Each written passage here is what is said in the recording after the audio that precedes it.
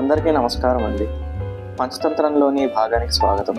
క్రితం ఎపిసోడ్లో మనము సింహానికి ఎద్దుకి మధ్య నక్క మైత్రి సృష్టించడము, కానీ ఆ సింహము నక్కల్ని మర్చిపోయి మొత్తం ఎద్దుతోటే సఖ్యంగా ఉంటూ అందరినీ దూరం చేసుకోవడం, దానికి కరటగా దమ్మక నక్కలు బాగా బాధపడి అయ్యో నేను ఇలా చేశానేంటి, నా స్వయంకృతాపరాధం వల్ల ఇలా జరిగింది అని చెప్పేసి దమనకుడు అనడము, తర్వాత నిన్న బుద్ధిని వాడి సంజీవకుడికి పింగళకుడికి మిత్రభేదాన్ని సృష్టిస్తానని చెప్పేసి అనడం చూసాం. దాని తర్వాత ఏం జరుగుతుందో ఇప్పుడు తదుపరి ఎపిసోడ్లో చూద్దాం.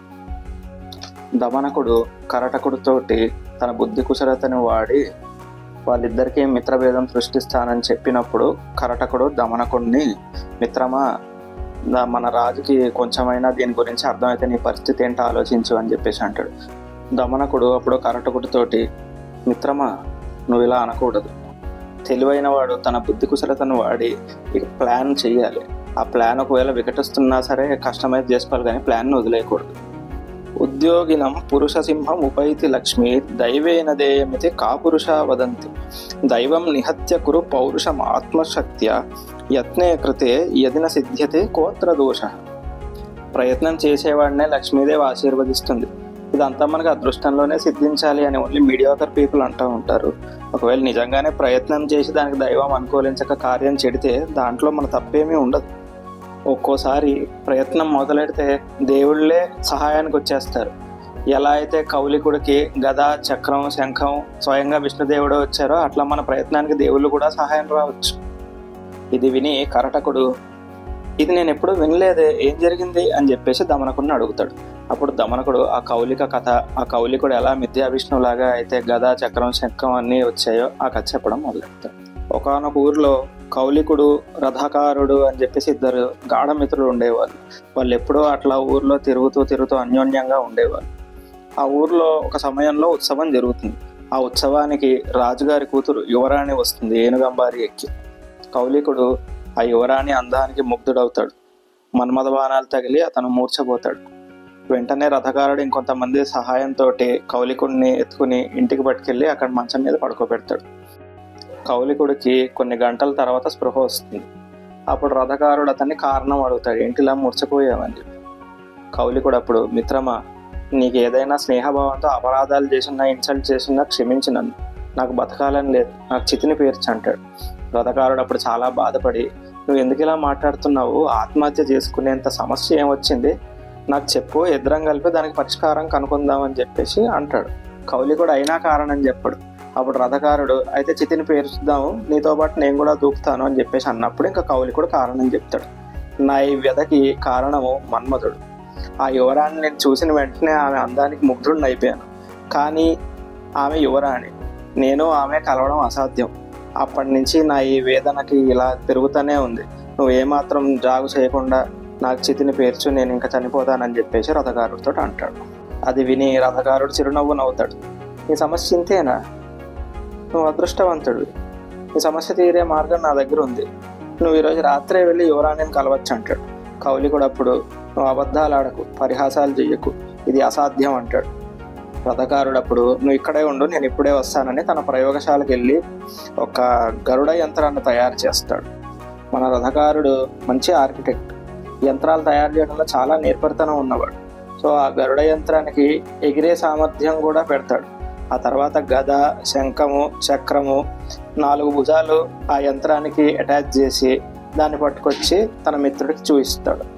మిత్రమా నీకోసం ఈ గాల్లో ఎగిరే గరుడ యంత్రాన్ని తయారు చేశాను, నువ్వు ఈ రాత్రే యువరాణి దగ్గరికి విష్ణువులాగా వెళ్ళు. ఇది విని కౌలికుడు ఎగిరి గంతేస్తాడు. ఆ రోజు రాత్రే యువరాణి దగ్గరికి గాల్లో ఎగిరే యంత్రం మీద బయలుదేరుతాడు. భటుల కంట కనపడకుండా ఆమె శయన మందిరంలోకి ప్రవేశిస్తాడు. అప్పుడు ఆ యువరాణి నిద్రపోతూ ఉంటుంది. అతను యువరాణి దగ్గరికి వెళ్ళి, యువరాణి నేను విష్ణువుని, నీ కోసం లక్ష్మీదేవిని వదిలేసి సముద్ర గర్భం నుంచి వచ్చాను, నువ్వు మేల్కొని నా దగ్గరికి రా అంటాడు. ఈ మాటలు విని యువరాణి కళ్ళు తెరవంగానే ఎదురుకుండా గరుడ యంత్రం మీద శంఖం, చక్రం, గద 4 బాహులతో ఉన్న కౌలికుడు కనిపిస్తాడు. అతన్ని విష్ణువే అనే భ్రమపడి, స్వామి మీరు భగవానుడు, మేము మనుషులం, నేను మీ దగ్గర రావడం ఏంటి అని అడుగుతుంది. అప్పుడు ఆ నకిలీ విష్ణువు, నిజమే నువ్వు సరిగ్గా చెప్పావు, కానీ నువ్వు పూర్వజన్మలో రాధవి, అప్పుడు నా అర్ధాంగిగా ఉన్నావు, అందుకే ఈ జన్మలో నిన్ను ఇలా కలిసి నా చెంతకు రమ్మంటున్నాను. అప్పుడు ఆ యువరాణి, స్వామి అలా అయితే నన్నిచ్చి వివాహం చేయమని మా నాన్నని అడగండి, ఆయన తప్పకుండా ఒప్పుకుంటారంట. అప్పుడు ఆ కౌలికుడు, నేను అందరి మానవులకి కనిపించను, అందులోకి నేను వెళ్ళి మీ నాన్నను అభ్యర్థించాలనా? ఇప్పుడే చెప్తున్నా, నువ్వు వచ్చి నన్ను గంధర్వ వివాహం చేసుకుంటే సరే, లేకుంటే నీ మొత్తం వంశాన్ని నేను శపిస్తానని చెప్పేసి అంటాడు. అది విన్న యువరాణి భయపడిపోతుంది. కానీ మళ్ళీ సాక్షాత్ విష్ణుమూర్తే వచ్చి నా చెయ్యిని అడిగినాడని చెప్పేసి కొంచెం సిగ్గుపడుతూ ఒప్పుకుంటుంది. ఇద్దరు గాంధర్వ వివాహంలో పెళ్లి చేసుకుంటారు. పక్కనే ఉన్న శయన మందిరంలో పాన్పునెక్కి సుఖపడతారు. తెల్లారేలోపు ఎవరికంటా పడకుండా వెళ్ళిపోతాడు. కౌలికుడు ఇలాగే ప్రతిరోజు విష్ణు రూపంలో యువరాణి మందిరానికి రావడం, తెల్లారే లోపల వెళ్ళిపోవడం చేస్తూ ఉంటాడు. అలా రోజులు గడుస్తూ ఉంటాయి.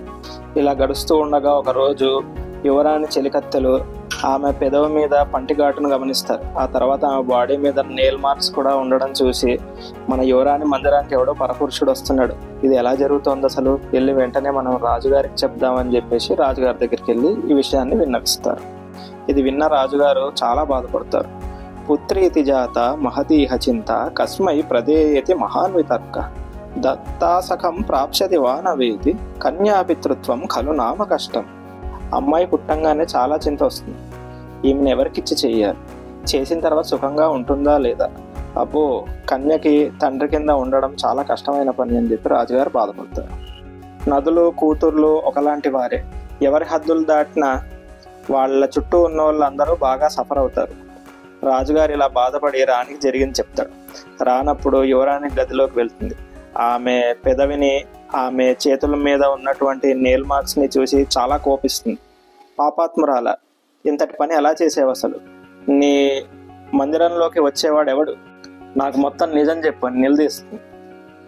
యువరాణి తల ఉంచుకుని, అమ్మ నేనేమీ పాపం చేయలేదు, సాక్షాత్ విష్ణుమూర్తే ఒకరోజు నా గదికి వచ్చి, నువ్వు నన్ను కనుక గాంధర్వ వివాహం చేసుకోకపోతే నీ కుటుంబాన్ని, నీ వంశాన్ని మొత్తాన్ని నేను శపిస్తానని చెప్పేసేసరికి నేను ఇంకా విష్ణుమూర్తిని పెళ్ళాడాల్సి వచ్చింది.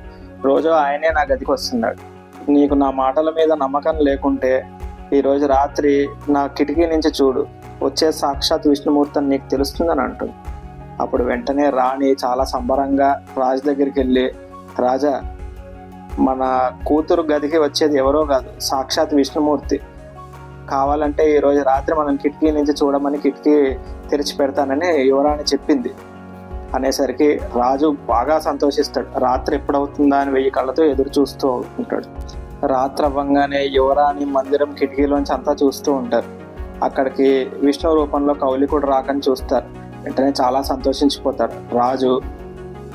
మన అల్లుడు సాక్షాత్ విష్ణుమూర్తి, చాలా ఆనందంగా ఉంది, ఇంకేంటి ఇప్పుడు నేను నా పక్కనున్న రాజ్యాలన్నింటినీ కబలిస్తాను, విష్ణుమూర్తి నా అల్లుడుగా ఉన్నప్పుడు నాకెవరో అడ్డని చెప్పేసి ఇంకా వేరే రాజ్యాలని కబలించడం మొదలెడతాడు. అక్కడ వాడి సైన్యాలని పంపిస్తాడు.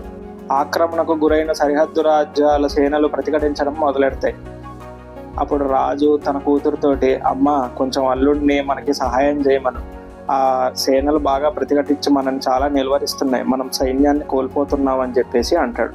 యువరాణి కౌలికుడి దగ్గరికి వెళ్ళి, నాథ మీరు మన నాన్నకి సహాయం చేయవలసిందిగా మనవి అని అడుగుతుంది. ఆ రాజ్యాలు ఏముంది, నేను ఒక ఇట్లా చక్రం వేయంగానే మొత్తం అన్నీ ఆపుతైపోతాయి, నువ్వేం భయపడకని చెప్పేసి తప్పించుకుంటాడు. ఇంకొన్ని రోజులు గడిచాక రాజుగారి సేనలు దాదాపు క్షీణించిపోతాయి. రాజు వచ్చి యువరాణిని చాలా ప్రాధేయపడతాడు.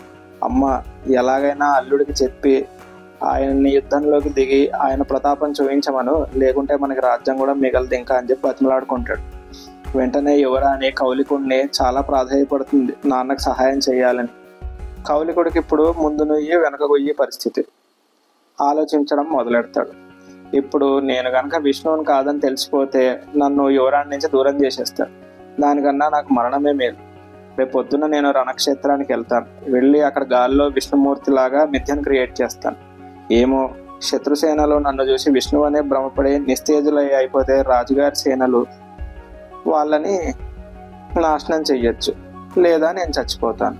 యువరాణి నుంచి విడిపోవడం కన్నా మరణమే మేలని నిశ్చయించుకుని తెల్లారగానే యువరాణితోటి, నేను ఇప్పుడు బయలుదేరి రణక్షేత్రానికి వెళ్తున్నా, కానీ నేను గనక వాళ్ళని చక్రం వేసి చంపితే వాళ్ళందరూ వైకుంఠానికి వస్తారు, అది నాకు ఇష్టం లేదు, కాబట్టి నేను అక్కడ గాల్లో ఎగురుతూ వాళ్ళందరినీ నిస్తేజుల్ని చేస్తాను, అప్పుడు మీ నాన్నగారిని పరాక్రమించి శత్రుసేనల్ని నాశనం చేయమని చెప్పు అని యువరాణి దగ్గర చెప్పేసి సెలవు తీసుకుంటాడు.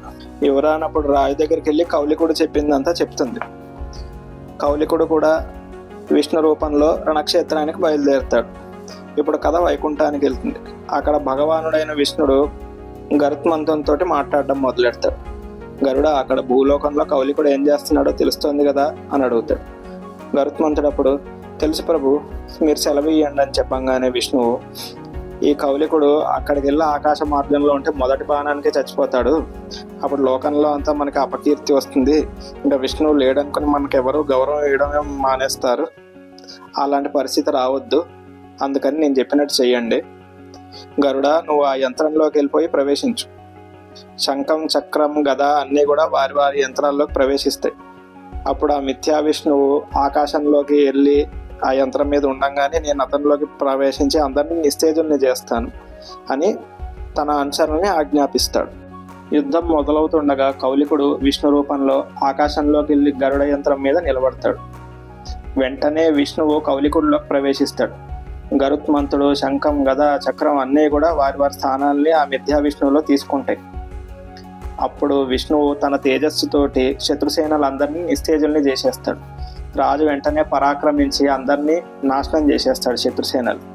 అప్పుడు విష్ణువు కూడా తన వైకుంఠానికి వెళ్ళిపోతాడు. గరుత్మంతుడు, శంఖం, చక్ర, గద అన్నీ కూడా వెళ్ళిపోతాయి. కౌలికుడు అక్కడ నక్షత్రం మధ్యలో నేల మీద పడి ఉంటాడు. రాజు చూసి కౌలికుడిని, నువ్వు ఇక్కడ ఏం చేస్తున్నావు అని అడుగుతాడు. కౌలికుడు అప్పుడు మొత్తం జరిగిందంతా చెప్తాడు. తను ఎలా మిథ్యా విష్ణువు కింద యువరాణి మందిరంలోకి వచ్చింది, గంధర్వ వివాహం చేసుకుంది అన్నీ చెప్తాడు. రాజు చాలా ఆశ్చర్యపోతాడు. కానీ కౌలికుడిది తన స్వార్థం కొద్దీ చేసినా రాజుకు చాలా ప్రయోజనం జరిగింది. తన సరిహద్దు రాజ్యాలన్నీ తన రాజ్యాలు అయిపోయినాయి.